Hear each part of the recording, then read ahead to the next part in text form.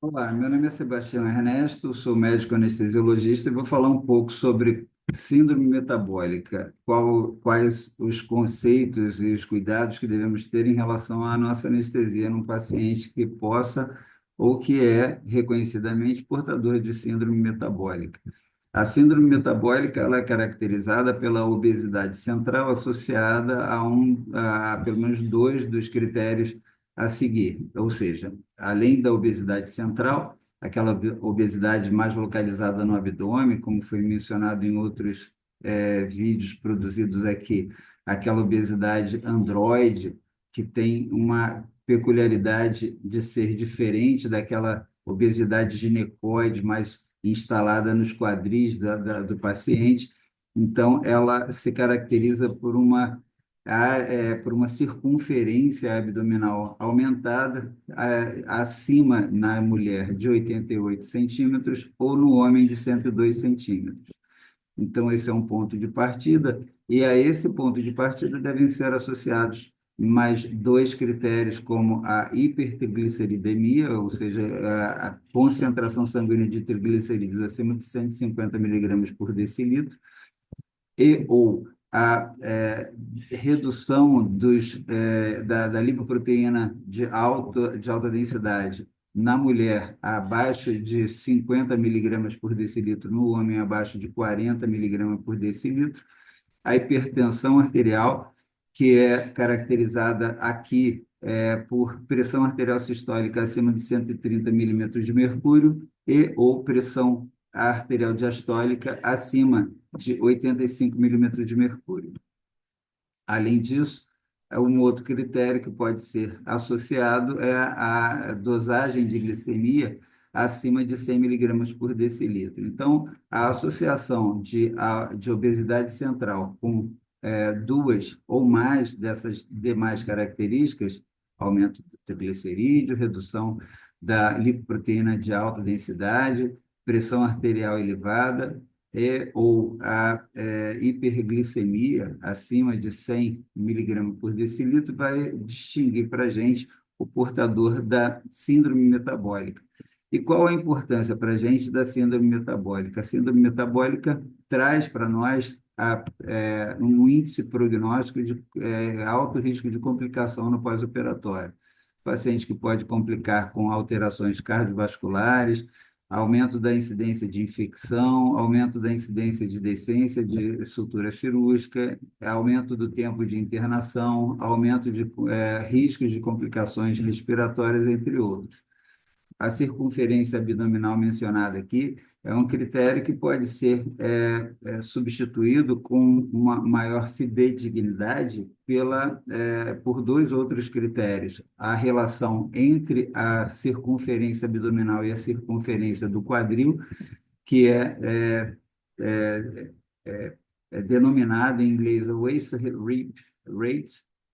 hip rate, que é a relação entre a circunferência do abdômen e a circunferência do quadril, então que no homem deve ser menor que 0,9, na mulher menor que 0,85. Então, quanto maior esse índice, waist hip rate, quanto maior esse índice, maior a chance desse paciente ser portador de uma obesidade central. E a obesidade central, a gente sabe que é mais associada à gordura visceral, que é uma gordura que é aquela mais de maior risco para complicações cardiovasculares, entre outros. E um outro conceito também que pode ser utilizado em substituição à circunferência abdominal é o waist height rate, ou seja, é a relação entre a circunferência abdominal e a altura do paciente, que deve ser menor que 0,55. Então, quando essas relações têm esses valores máximos considerados normalidade, a gente supõe que a circunferência abdominal não está tão aumentada assim. Se o paciente tem a obesidade, essa obesidade provavelmente é uma obesidade que não é central e ela, apesar de ser de maior risco do que no paciente não obeso, mas ela de um índice prognóstico inferior à obesidade central, que é de muito maior risco. Esses são, então, novamente, que repetimos nesse diapositivo, as características do paciente que tem o diagnóstico de síndrome metabólica, ou seja, aumento da circunferência abdominal, de novo, mulher acima de 88 centímetros, homem acima de 102 centímetros,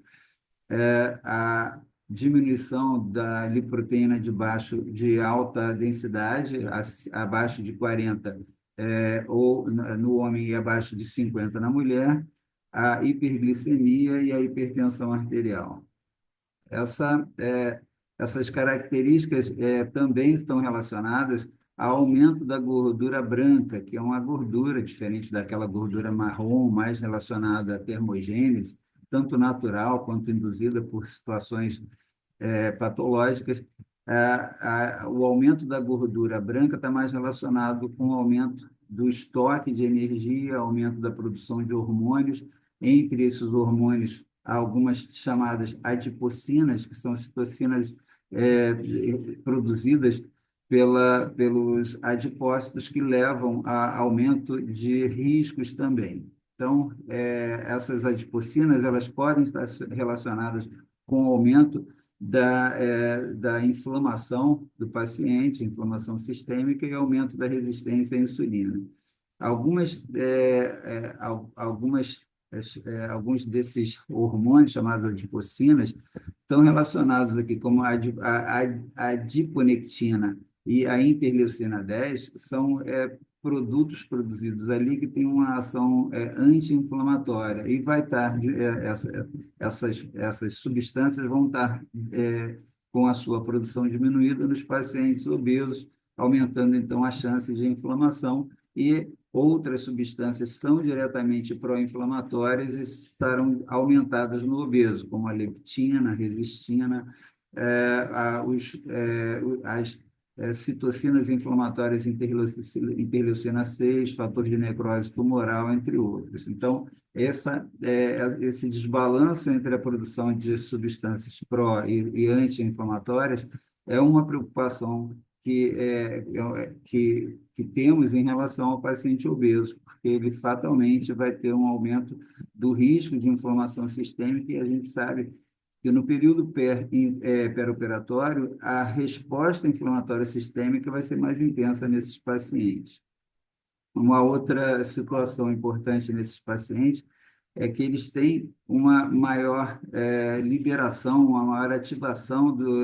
do eixo renina-angiotensina-aldosterona, fazendo com que haja maior produção desses hormônios, tanto da angiotensina e, consequentemente, da aldosterona, fazendo com que haja também um desequilíbrio em relação à inflamação. A gente sabe que a ativação pela angiotensina de dois receptores específicos tem respostas diferenciadas. Os receptores do tipo 1, eles estão mais relacionados com o aumento da produção e liberação de aldosterona, aumento da ativação hipotalâmica e liberação do hormônio antidiurético, aumenta a vasoconstrição e aumenta a retenção de sal, tanto de maneira direta quanto pelo próprio aumento da produção de aldosterona. E tem também a ativação dos receptores do tipo 2, que tem uma ação mais anti-inflamatória, antifibrótica, ela é mais vasodilatadora e tem uma ação diurética. Porém, nesses pacientes, há uma maior ativação dos receptores do tipo 1, com maior produção de aldosterona, que vai levar ao aumento da retenção de água e sódio, aumento da adiposidade desse paciente, aumento do volume do tecido adiposo propriamente dito, e aumento da produção de citocinas inflamatórias também. Também está relacionado com o aumento do espessamento da parede do coração pela hipertrofia que os mineralocorticoides produzem, e por isso a utilização de inibidores tanto da enzima conversora da angiotensina nos pulmões e secundariamente nos rins, mas também a utilização de bloqueadores dos receptores da angiotensina tem uma ação anti-inflamatória e diminui aquela mudança, aquela alteração do miocárdio em direção à hipertrofia. Aquele remodelamento fica mais desacelerado, fazendo com que haja uma maior proteção miocárdica nesses pacientes também. A gente sabe que, como foi mencionado, graças a essa maior ativação de sistemas pró-inflamatórios, o período perioperatório leva a um maior risco nesses pacientes. A cirurgia é pelo trauma mecânico e todo o cortejo, não só mecânico, mas também psicológico desse paciente, vai acontecer aquele trauma anestésico cirúrgico, que vai levar a uma resposta hormonal mais importante, produção de substâncias contrarreguladoras, aumenta a produção de glucagon, aumenta a produção de glicorticoides, aumentando a resistência à insulina num paciente que, devido à sua obesidade, muitas vezes já desenvolveu diabetes mellitus tipo 2, dificultando então o seu tratamento. A resposta neuronal desse paciente fica prejudicada e a ação de catecolaminas também mais intensificada, aumentando também a produção de citocinas inflamatórias por todos esses sistemas mencionados até aqui. Então, esse paciente, a gente sabe que ele já é um paciente que ele é procoagulante, ele produz maior quantidade de fibrinogênio, que tem maior concentração de fatores 7 e 8, maior concentração de fator de von Willebrand, e tem uma maior produção de fator inibidor do ativador do plasminogênio, fazendo com que haja redução da fibrinólise natural, que é a protetora contra obstrução vascular. Então, tudo isso leva tanto ao aumento do risco de inflamação sistêmica, quanto ao risco de doença tromboembólica no pré-operatório desses pacientes.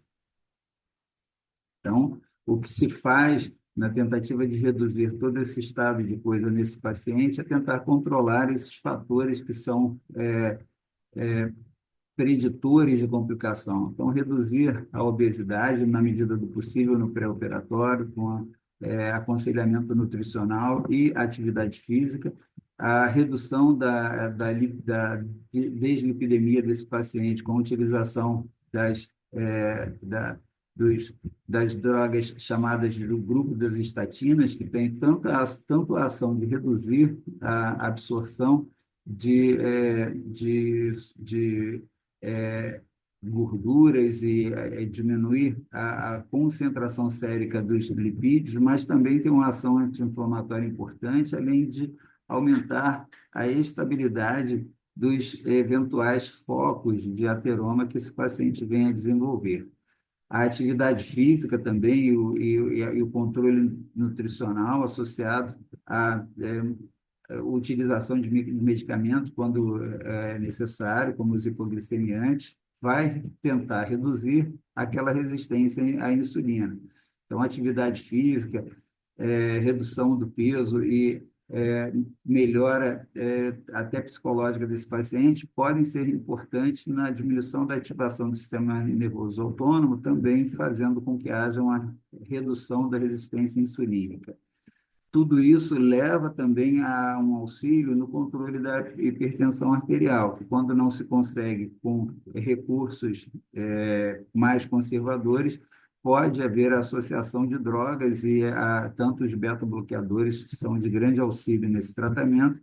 e a utilização das drogas inibidoras das enzimas conversoras da angiotensina, como os bloqueadores dos seus receptores, também são úteis tanto no controle da pressão arterial, como na redução da inflamação, redução do risco pré-operatório desse paciente. Lembrando sempre que há a preocupação do pré-operatório imediato da hipotensão refratária em pacientes que vêm em utilização dessas drogas relacionadas ao eixo renina-angiotensina-aldosterona. Então, a maioria dos autores hoje em dia aconselha a suspensão dessas substâncias no dia anterior, ou pelo menos no dia da cirurgia, para que haja melhor controle pressório. E o controle crônico da inflamação, o controle dos riscos tromboembólicos desse paciente através de medidas preventivas, como a deambulação, o uso de meios de compressão, entre outros, e quando dá necessidade, o uso de drogas que tenham ação anticoagulante, como a heparina de baixo peso molecular. Então, é um conjunto de pacientes, uma população que necessita de uma atenção especial devido a esse risco aumentado no perioperatório pelo maior perfil pró-inflamatório e pró-coagulante desses pacientes. Bom, encerramos aqui o último vídeo sobre anestesia e obesidade. Espero que tenham gostado do conteúdo. Essas são algumas das fontes, né? Além dessas, a gente também usou várias, Miller e outras fontes. E esses são alguns sites que têm informações também interessantes, caso vocês queiram visitar. Eu acho que tem, para os mais interessados, envolvidos na anestesia ou no tratamento do obeso de maneira geral, esses sites têm bastante informação, bastante informações interessantes. Muito obrigado pela companhia, pela confiança e um grande abraço a todos.